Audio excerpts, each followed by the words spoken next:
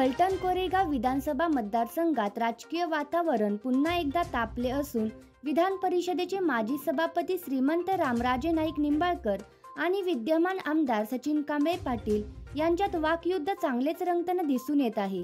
काही दिवसांपूर्वी आमदार सचिन कांबळे पाटील यांनी आयोजित केलेल्या जनता दरबारात रामराजेंवर सडकून टीका केली होती। या टीकेला सडेतोड उत्तर देताना रामराजे नाईक निंबाळकर यांनी कोरेगाव तालुक्यातील वाघोली गावातील एका कार्यक्रमादरम्यान आपली भूमिका मांडली। आपल्या भाषणात त्यांनी कांबळे पाटलांचे नाव घेतले नसले तरी टीकेचे बाण नेमके कुणाकडे रोखले आहेत हे श्रोत्यांच्या लक्षात यायला वेळ लागला नाही।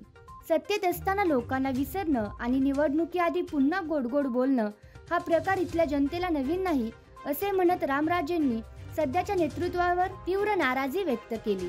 त्यांच्या या खरपूस भाषणानंतर परिसरातील राजकीय वर्तुळात चर्चांना उधाण आले आहे।